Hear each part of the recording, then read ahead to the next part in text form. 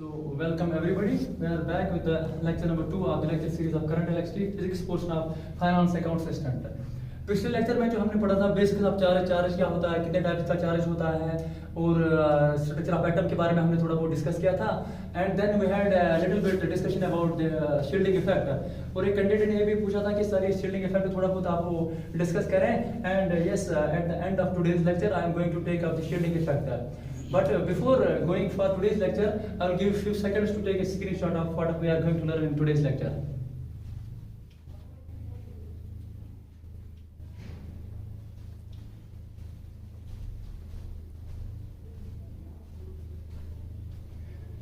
So when you are done with taking screenshot of today's lecture, first of all in today's lecture, first thing that we are going to discuss is that इसको जो current है, current के related questions पूछने के बहुत ज़्यादा chance आते हैं, जैसे एसएसबी हो या कोई भी और एग्जाम हो.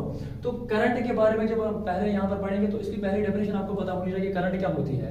करंट को जब हम लेमैन्स की लैंग्वेज में डिफाइन करते हैं तो वो define current as the charge flowing per unit time.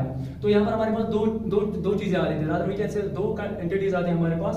One entity is that you call as the charge, second entity you call as the time.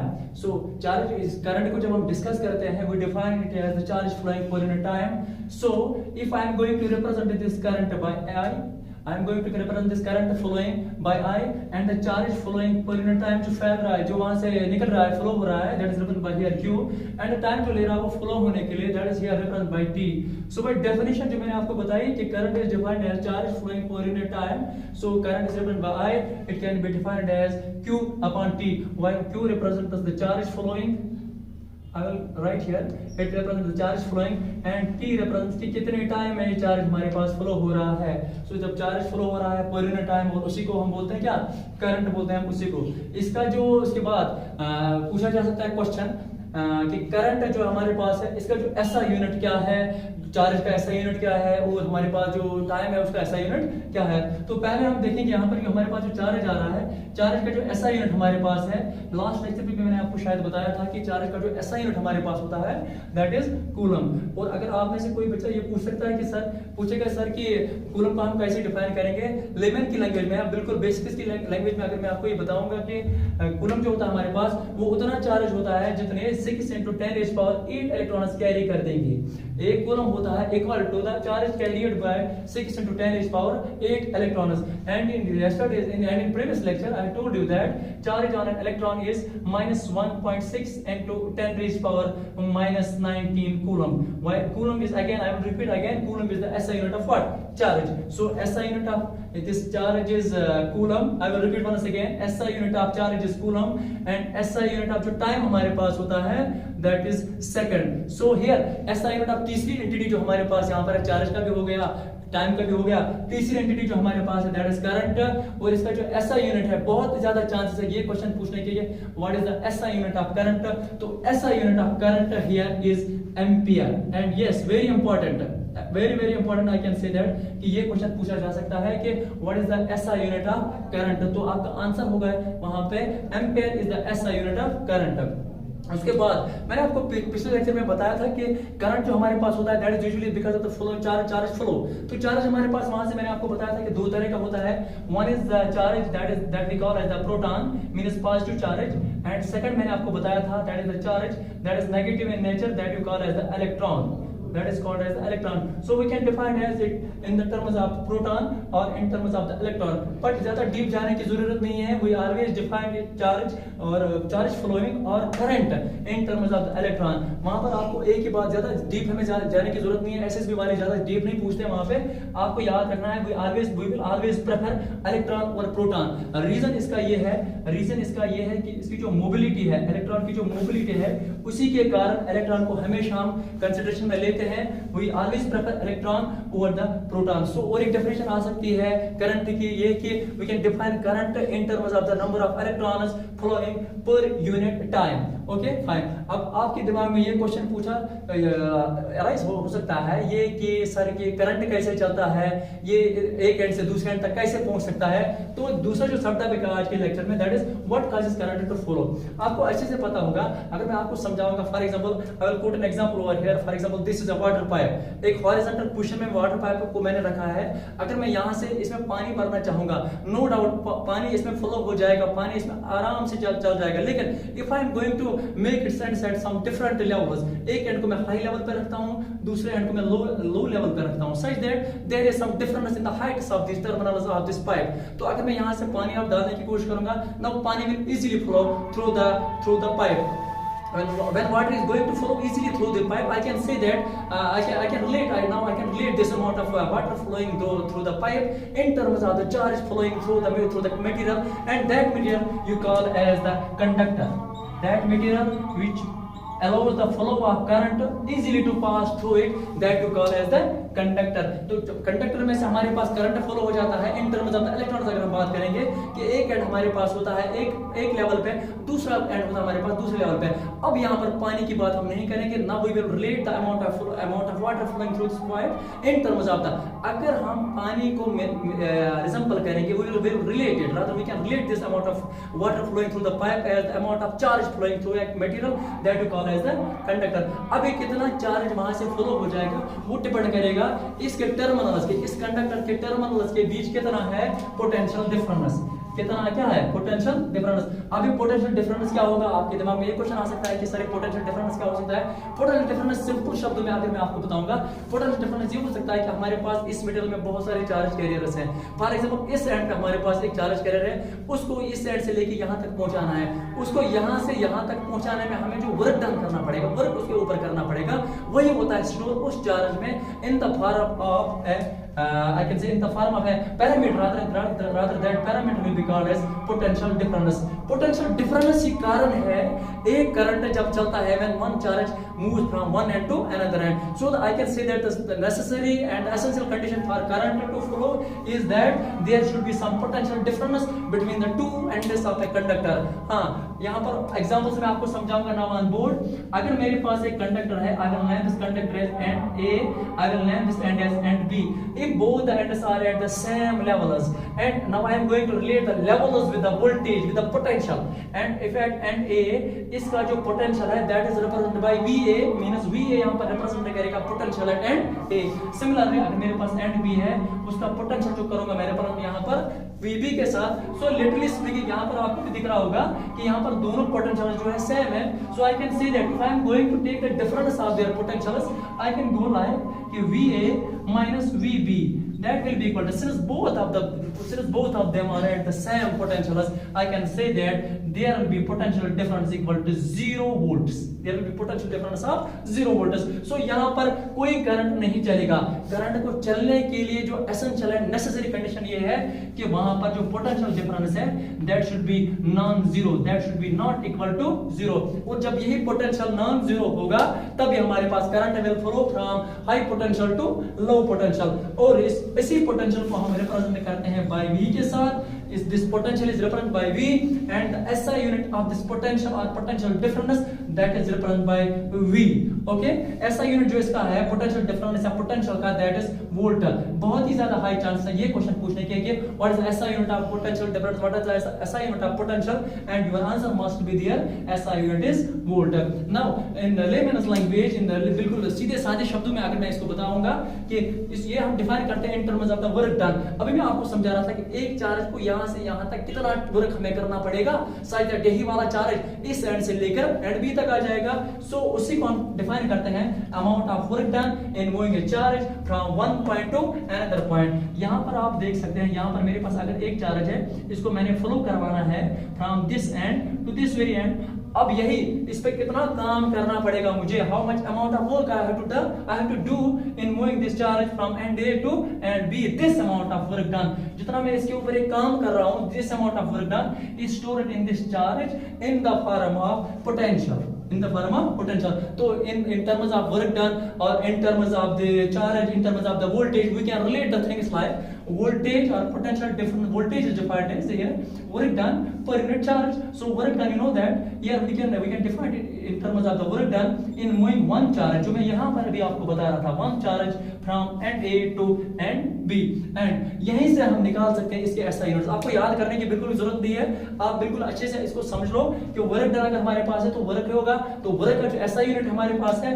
आप लोगों को पता होगा, जिनको नहीं पता है उनके लिए यहाँ पर मैंने लिखा है कि वर्क का जो SI यूनिट है that is joule, and here in the denominator we have the charge, and you know अभी बता रहा था आपको मैं कि चार्ज का जो SI यूनिट है that is this coulomb. So SI unit of this potential और वोल्टेज जो हमारे पास वोल्ट है, ऑलरेडी जो हमारे पास वोल्ट है उसका और एक यूनिट हो सकता है हमारे पास जूल इसका एंड पर कूलम इसका, इसी को हम और एक नाम दे सकते हैं volt. So we can have the choices like exam में ऐसा भी पूछा जा सकता है what is the SI unit of voltage और what is the SI unit of potential difference. Option A can be like it is volt, option B can be like it is joule per coulomb, option C can be like both A and B, option D can be NOTA, none of the above। So आपका जो answer होगा that should be option C, both A and B are the correct answers for the units of the potential difference.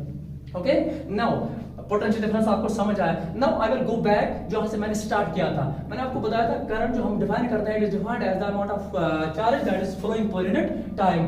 Okay, then we have the SI unit जो मैंने आपको इससे पहले भी बताया था। SI यूनिट चार्ज का इज सॉरी करंट का होता है दैट इज एम्पियर, वो आपको मैंने बताया।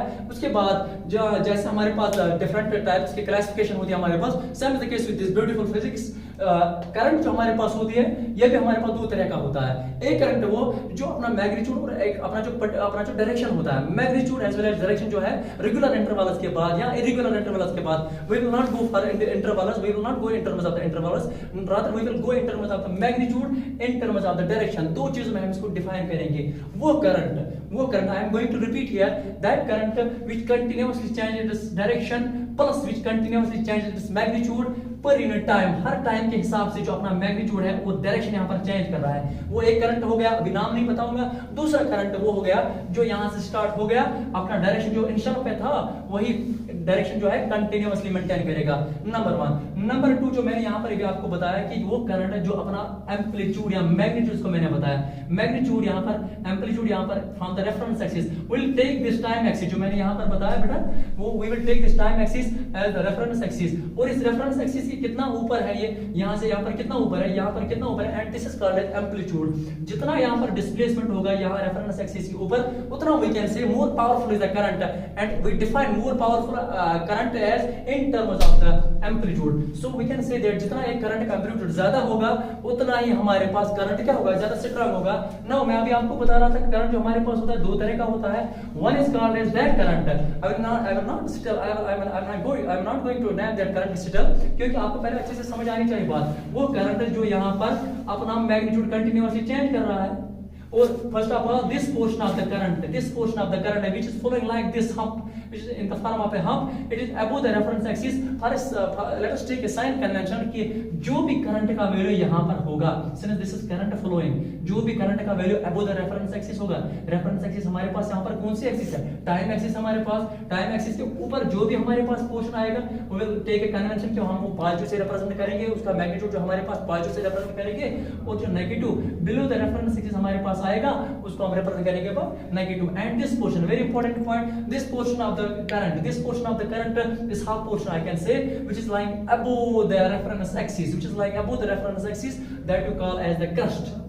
That we call as what? That we call as the crust. And the portion of the current which is lying below the reference axis, that we call as the trough. So we have two portions. One portion is called as crust, second portion is called as trough.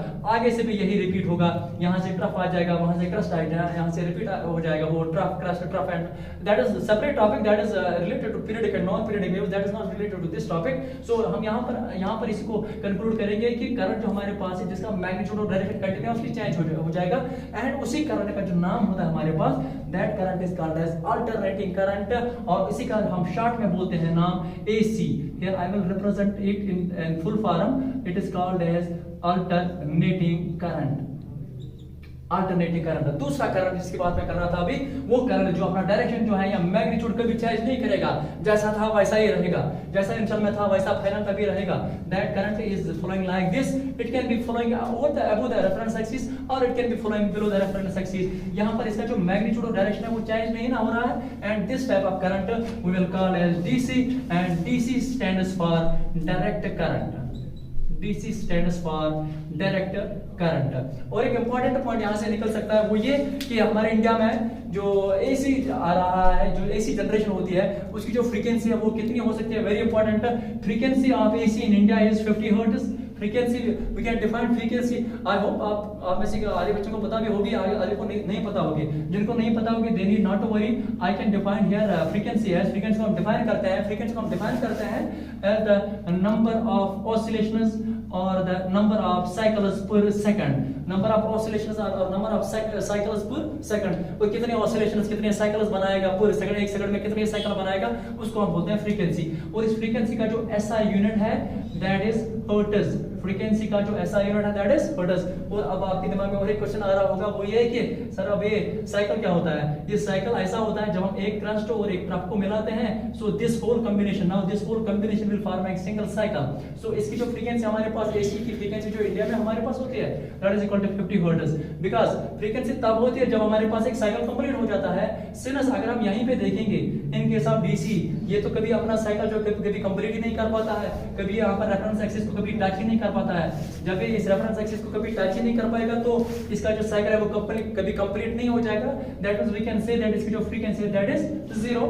Fine. So this is all about this AC and this all about DC। So AC की frequency आप याद रखेंगे in case of India that is 50 hertz and in case of DC it is equal to 0 hertz. हाँ, उसके बाद और एक unit जो हमारे पास करंट का आ सकता है that can be coulomb per second because it is coulomb charge passing per unit time. Charge का हमारे पास जो SI यूनिट है दैट इज कूलम, टाइम हमारे पास जो SI यूनिट है that is second. And you know that to be more advanced in this current electricity, आपको मैं और एक बात बताऊंगा यहाँ पर कि करंट का ऐसा भी क्वेश्चन पूछा जा सकता है कि what are the parameters, what are the units of current. इसके अलावा जो हमारे पास पैरामीटर क्वेश्चन पूछा जा सकता है वो ये कि करंट जो है वो स्केलर है कि वेक्टर है। स्केलर और वेक्टर के ये तो थोड़ा लंबा चौड़ा टॉपिक खींच जाएगा, लेकिन मैं आपको यहाँ पर बता दूंगा कि करंट जो हमारे पास है दैट इज स्केलर। स्केलर इसीलिए आधे बच्चों के दिमाग में ये क्वेश्चन भी आ रहा होगा कि सर करंट का तो डायरेक्शन भी होता है, करंट का तो मैग्नीट्यूड भी होता है, तब भी फिर भी स्केलर हमारे पास कब आएगा, क्यों आता है हमारे पास। रीजन ये है कि करंट जो हमारे पास है ये जो वेक्टर लॉज को ओबे नहीं करता, it does not obey vector laws. सिर्फ आपको यहाँ पर एक ही चीज याद रखनी है वो ये कि करंट जो है that is scalar nature.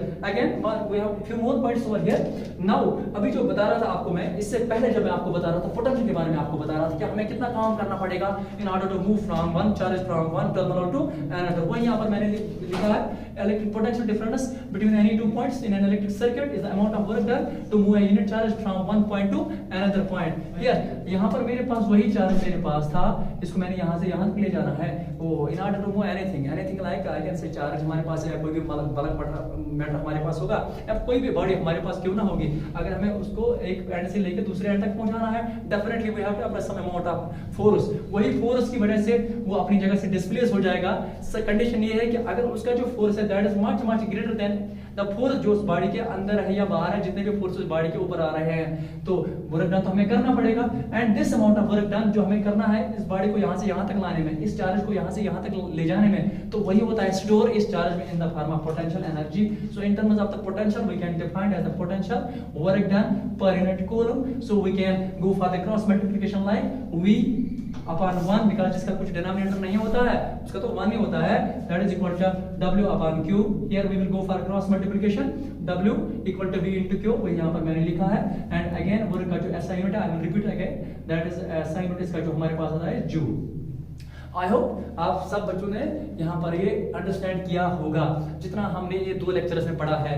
Eight the and यहाँ पर मेरे पास 2 क्वेश्चंस हैं और मैं जरूरी समझता हूँ कि ये क्वेश्चंस अब आपको आने भी चाहिए, क्योंकि हमने जो बेसिक्स पढ़ा है बिल्कुल base out of the basics I am asking you these questions, rather we will be discussing these questions. Question 1 goes like this, A current of 10 amperes is drawn by a device। एक device हमारे पास है, कोई भी device हो सकता है, bulb हो सकता है हमारे पास, फिलामेंट हो सकता है, फिलामेंट बल्ब का ही हो सकता है, या हमारे पास इलेक्ट्रिक आयरन हो सकती है, या कोई भी हमारे पास इलेक्ट्रिकल डिवाइस हो सकता है। वो कितना करंट ड्रा कर रहा है यहाँ पे 10 एम्पीयर का करंट ड्रा कर रहा है। कितने टाइम में कर रहा है? 2 मिनट्स में ड्रा कर रहा है, हमें क्या बताना है? हमें बताना है amount of charge that flows during this time is, current का वैल्यू भी वहीं से दिया गया है, टाइम भी हमें वहीं से दिया गया है, हमें बताना है कि कितना चार्ज फ्लो हो रहा है इस टाइम के दौरान, इस 2 मिनट्स के दौरान। देखो यहाँ पे क्या करना है, यहाँ पर जो एग्जामिनर है वो थोड़ी बहुत चालाकी से काम ले सकता है, लेकिन हमें उनसे ज्यादा चालाक बनने की कोशिश करनी है। एंड वी विल बी इंशाल्लाह रहमान। करंट का वैल्यू जो हमारे पास है that is I is equal to, here I will write it, I is equal to 10 amperes. Current का वैल्यू जो हमारे पास यहाँ पर दिया गया है that is 10 amperes, and time जो हमारे पास यहाँ पे है that is 2 minutes, that is how much 2 minutes. But यहाँ पर आपको खास ख्याल एक चीज का रखना है, वो ये कि करंट का या टाइम का या चार्ज का या पोटेंशियल डिफरेंस का वर्क डन का जो भी हो हमारे पास एंटिटी फिजिकल क्वांटिटी हमारे पास होगी, फिजिकल क्वांटिटी जो भी हमारे पास होगी, always and always and always we have to represent those physical quantities in terms of their SI units. SI unit हमारे पास करंट का इस टाइम एम्पीयर तो है ही, लेकिन यहाँ पर जो हमारे पास टाइम दिया गया है that is in terms of the minutes, so minutes we have to convert in terms of the seconds. तो आपको पता है 1 मिनट में तो 60 सेकंड तो होते ही है, तो 2 मिनट में तो हो गया 120, so I can write here time will be equal to 120 seconds. Question पूछ रहा था कि how much current, how much charge will be flowing in this interval of time 120 second के दौरान। तो आपको पता है I is equal to Q upon T, and here will go divide division by 1, so will go for cross, Q will be equal to I into T, and यही तो हमने निकालना है कि चार्ज कितना फ्लो हो रहा है वहां पे, it will be equal to I वहां पर दिया गया था, करंट का वैल्यू वहां पर दिया गया था 10 एम्पियर्स वहां पर दिया गया था, इनटू टाइम जो पहले दिया गया था 2 मिनट, वो 2 मिनट्स नहीं लेना है, हमने उसको कन्वर्ट करना है SI में, और SI में हमारे पास मिनट का SI यूनिट जो हमारे टाइम का जो SI यूनिट हमारे पास आता है that is second, so we have to convert this minutes into second, so into 120, so I can write here it will be equal to 1200 coulombs, because coulomb, I will repeat once again, because examiner यही से question पूछ सकता है कि ऐसा unit के बारे में वो पूछ सकता है। यहाँ पर हमें चार्ज निकालना था, तो चार्ज हमारे पास आ रहा है 1200 coulomb. Number 1 question, we are done with this question. Number last question of the day at the lecture is the amount of work done in mowing, and this question, पहला जो question था it was related with current, दूसरा question जो यहाँ पर है that is related to something different, और आपको खुद पता चलेगा the amount of work done in mowing a charge of 2 coulombs through a potential difference of 12 volts is, sorry यहाँ पर volts लिखना भूल गया हूँ मैं, 2 coulombs चार्ज दिया गया वहीं पे, वहां पर पोटेंशियल डिफरेंस भी दी गई है, तो आपको इस फार्मूला का सहारा लेना है। हमें पता है work done will be equal to voltage into charge, यहाँ potential multiplied by the charge, potential यहाँ पर दिया गया है, पोटेंशियल डिफरेंस दी गई यहाँ पर 12 वोल्ट की, मल्टीप्लाई कर देंगे हम इसको 2 से, तो आएगा हमारे पास 24। लेकिन यहाँ पर जो हमारे पास वर्क है लेफ्ट हैंड साइड में, इसका जो ऐसा यूनिट हमारे पास है जूल, तो amount of work done, now amount of work done in moving charge of 2 coulombs through a potential difference of 12 volts, that will be equal to 24 joule. Okay, this is end of today's lecture. But एक candidate ये पूछा था कि sir shielding effect के बारे में आप थोड़ा सा बता दीजिए।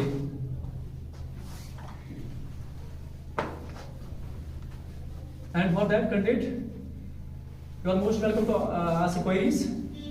Query number 1 is shielding effect.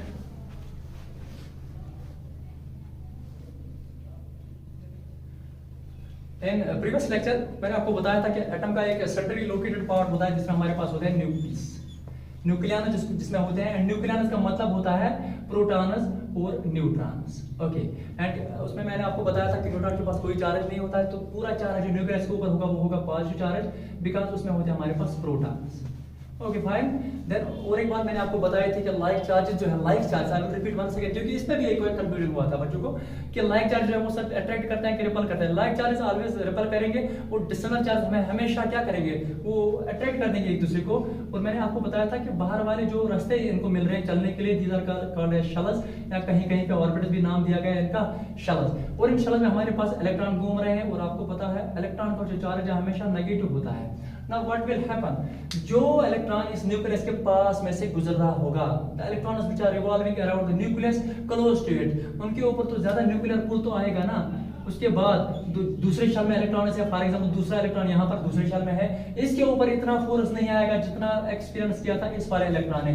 That means ये वाला फोर्स, न्यूक्लियर फोर्स जो है यहाँ तक पहुंचने में ये वाला जो इलेक्ट्रॉन है इसके रास्ते में आ जाता है। उस रास्ते में आ जाने से क्या हो जाएगा, न्यूक्लियस का जो फोर्स होगा उसको थोड़ा बहुत ही बचाएगा ना इसके ऊपर एक्सपीरियंस करने से, ये जो कितना एक्सपीरियंस करेगा यहाँ से, दैट मीन्स ये इलेक्ट्रॉन जो मेरे पास यहाँ पे था ये पूरा न्यूक्लियर पुल एक्सपीरियंस नहीं करता है, because of this way electron जो इसके रास्ते में आ गया। एंड दिस वे जब एक इलेक्ट्रॉन खुद को बचाता है, न्यूक्लियर पुल से बचाता है खुद को, जब इसके रास्ते में आ जाते हैं बाकी electrons, this effect is called as shielding effect. I will quote an example like in winters, winter का सीजन तो कश्मीर में जा रहा है ना, तो विंटर्स में हम क्या करते हैं, we put on large amount of this clothes के ज्यादा वो पहनते जब हम, तो क्या करता है जितने ज्यादा क्लॉथ्स हम पहनते हैं तो उतनी ज्यादा सर्दी नहीं पहुंचती है। अगर ज्यादा क्लॉथ्स अगर हम पहनेंगे तो ज्यादा सर्दी नहीं पहुंचेगी। सेम इज द केस, अगर हम इसी को रिलेट करेंगे इसके साथ, जितना इलेक्ट्रॉन न्यूक्लियस से ज्यादा दूर हो जाएगा, जितने कपड़े मोटे हमने पहने हैं उतनी सर्दी हमें हमारे ऊपर असर नहीं करेगी ना। That means we can say clothes जो हमारे ऊपर हमने जो पहने हैं they shield us from this cold, ठीक है ना। Same is the case, these electrons they come in midway between this electron and the nucleus, और इसको बचाते हैं इसके न्यूक्लियर पुल से, and this is what you call as the shielding effect. I will be back next lecture, we will take up Ohm's law. Till then bye bye, अल्लाह हाफिज।